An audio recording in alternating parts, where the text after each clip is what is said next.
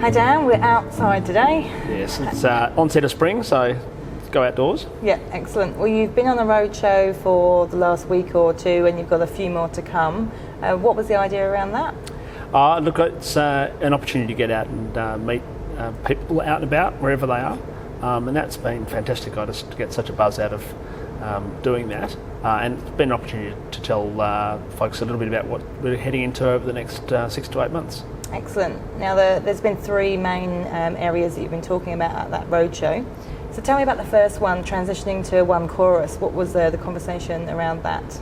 So really it was just to try and talk about the timing of this transition. It's happening over a number of months, which means that on the one hand I'm very enthusiastic about people thinking of us all as one chorus and talking about ourselves as one chorus, but in practice there are lots of things that are still quite separate, separate systems, separate branding and things like that, and a sense of people feeling a little bit separated. And I just wanted to acknowledge that and ask people how they were feeling. So how are people feeling, Dan? Oh, look, I think there's a lot of pride in what we're doing and where we're at, and a real sense of let's get on with it. That's been really great. I did ask people to provide their feedback on what it would take to really feel like one chorus, and by far and away the highest response was around branding and uniforms. And then people talked about things like going to a single technology system, settling onto an agreed set of roles that brought us all together. So yeah, it was really great to get that feedback, and that'll help us with what we prioritise, but recognising that some things like painting every vehicle, for example, takes a little longer. The second thing you talked about was changing our approach to customer services. What does that mean for Chorus?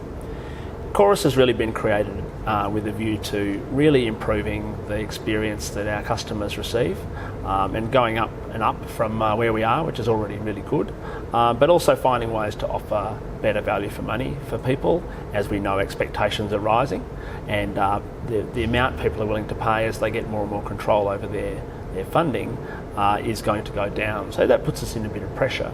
And really the conversation has been about the process we want to go through to work out the way we should work, the way we should come together, which will really involve a number of opportunities for people to have a bit of a say in the first half of next year, with a view to going to a sort of a one chorus operational delivery structure by the 1st of July.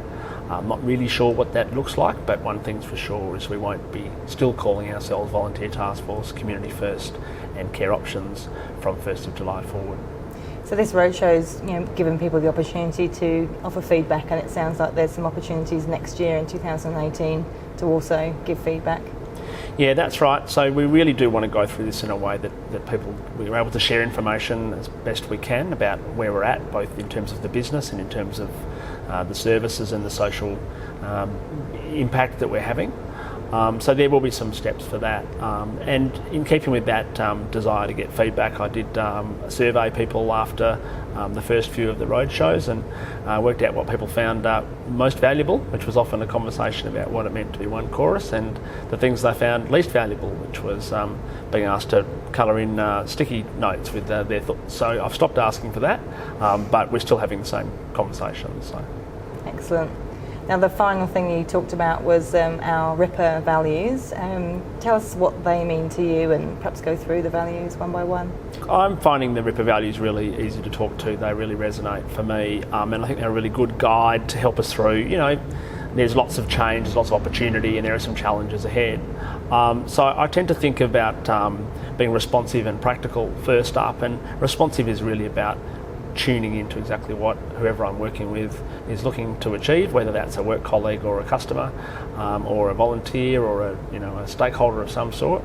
And practical is about not overcomplicating, not taking too long, and as we've said, roll up the sleeves and get on with the work. And the other two are empowering and respectful. And the empowering thing is really about making sure that as we go through these sorts of changes, both our customers, our staff, our volunteers get the opportunity to have some say over where they're heading. And these sorts of changes can be disempowering, and I'm really committed to making the experience as empowering as it can be. And respectful, I've said it before, I'll say it again, it's just not negotiable the way we talk and deal with each other.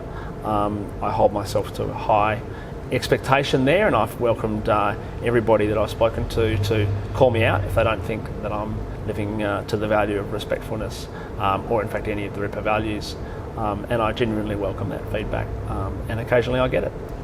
One thing you said in the beginning of your tenure was that you really held all leaders responsible for being respectful as well, and that stuck with me, that you expected everyone to treat everyone else with respect.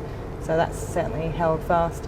I think it might be worth recapping on where the RIPA values came from, just in case people think that they were plucked from the sky. Perhaps you can just clarify that for us. Yeah, so they came out of that process we went through in developing the brand, and we sought feedback from people about what sorts of values that they found most sort of important and useful. We also went back to the values that the three organisations had, and we were able to sort of cross-check, and there's quite a lot in common, and we were able to pull out the ones that seemed to have the most commonality. So they are ideas and notions that we hold dear. Like I said, I find them very helpful, and I find that they really resonate for me. I think values should always be something we talk about, and I'm also interested in if anyone ever feels that the values don't speak to them, or they don't understand it, or they think that they conflict with something that they hold dear, then we should have that conversation, because values really work when they're alive, and there's usually a little bit of tension around them. And that speaks to the collaborative way we want Chorus to be. Exactly right.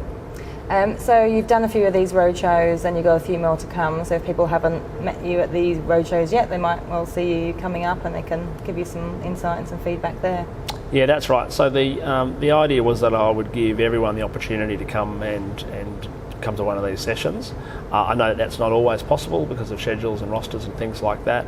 And as usual, if people want to have a chat directly or via their manager, then they can always just contact me. My phone number and email address is available for everybody, and I welcome the call and the email, and I get a few, and I always respond and I always call back. So excellent, and thanks for your time today. Thanks for yours.